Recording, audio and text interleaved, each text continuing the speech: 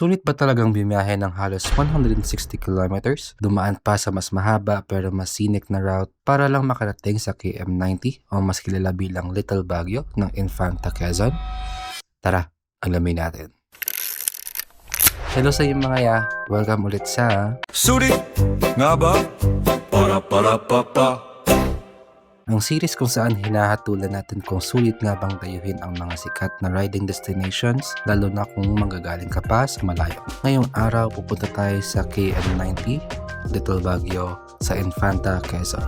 Pero imbes na dumaan sa pinakamabilis na route, pinili namin dumaan sa Pililla at Marilake Highway. Mas mahaba, pero mas maganda nga ba? 5:22 AM pa lang ay ride out na kami kasama mga pinsan ko. Mahigit 157 kilometers ang biyahe namin papunta, kaya kailangan talagang maagang bumiyahe. Habang papunta, iba't ibang bayan sa Laguna ang madadaanan namin. Una na ang Kalawan, na kilala sa matatamis nitong pinya.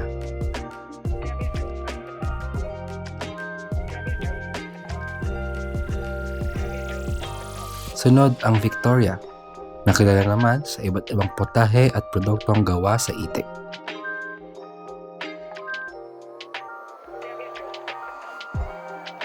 Habang enjoy kami sa ride, bigla na lang tumigil ang isa kong pinsan. Nagtaka kami saglit. Wala ba gagas ka? Hindi. Dahil isang bar pa lang yung bawat. Lagay minto. Kala ko papagas to. Ako rin ako. Wala pa ako. Ba't ko minto? Sana ko minto. Yan pala, nagkalituhan lang kami kung saan kami magpapagas. Nakukuwi na kaya? Okay na. Tara na, ikaw tayo, Lake. Solve ka na.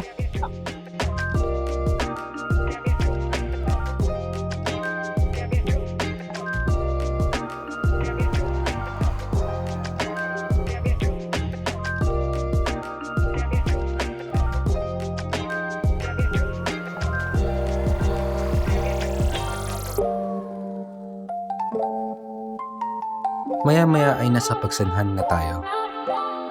Hindi muna tayo diretso sa falls, makikiraan lang. Back in the city where the lights stay wild. Bass hit heavy, got a club on trial. Shorty too bad, got a dangerous smile. On the headline, maybe not just stop. Pull up clean, no stress on me. Wrist on cold, neck like sea. Boys talk tough, but they fold on beat. I don't play fair, just play elite. Pagdating sa Pakil, nag-stop over muna kami para mag-breakfast sa 3M's Paris.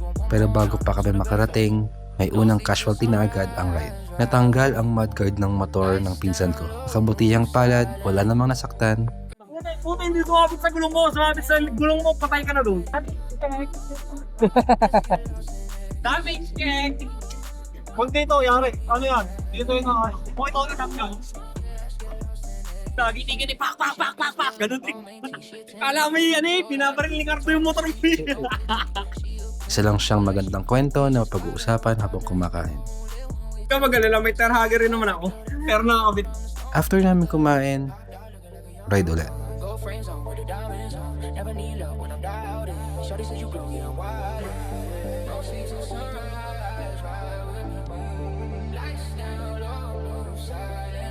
Pagdating namin sa Pililla,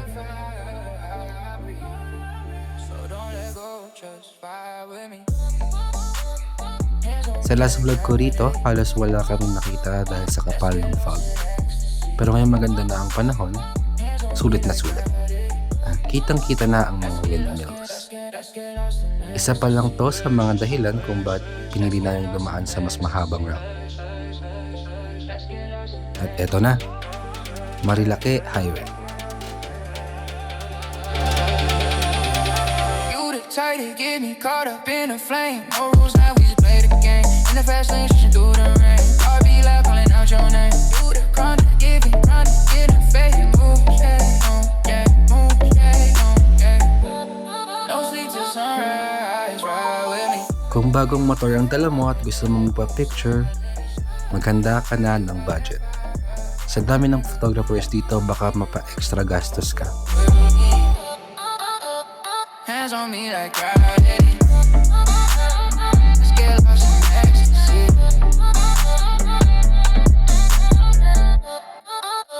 Pero hindi lang naman pictures ang dahilan kung bakit dinarayo ang Marilaki. Yung mga kurbada,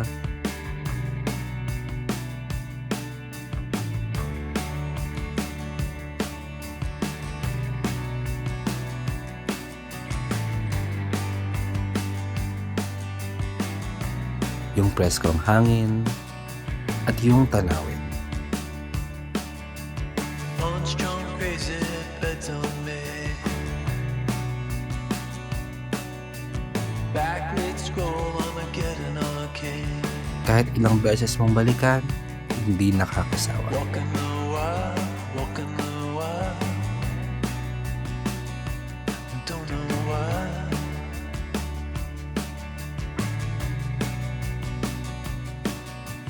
Cosplay cowgirls and numberless chats.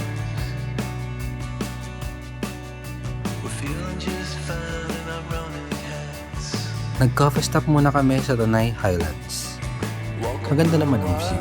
Walking the wild. Pero sa totoo lang, hindi siya yung hinahanap naming vibe. Buti na lang napansin namin itong maliit na coffee shop sa tapat. Cafe Bouquet. Simple lang ang lugar, tahimik, at higit sa lahat, masarap ang kape. Kung mapapadaan kayo dito, ito ang personal ko marirecommend. Pagkatapos magkape, diretso na ulit. You and me dancing Armageddon time, Armageddon time. Try to unplug it, turn it back on. Try to unplug, but the feeling's gone. Walking the wild, walking the wild.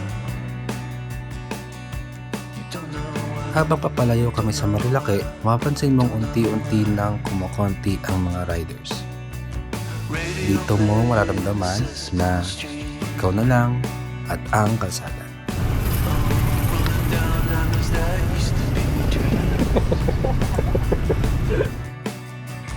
Walking the wild, walking the wild. Isa ito sa mga paborito kong parte ng buong ride. Tahimik, presko, at sobrang relaxing. Nadaanan namin itong lugar na tinatawag nilang Lihim na Lagusan. Parang eksena sa Jurassic Park. Napapalibutan ng higanting bundok, lunti ang kagubatan, at kalsadang gusto mo lang tuloy-tuloy na baybayin. Kung scenery ang hanap mo, panalo na agad ang route nito.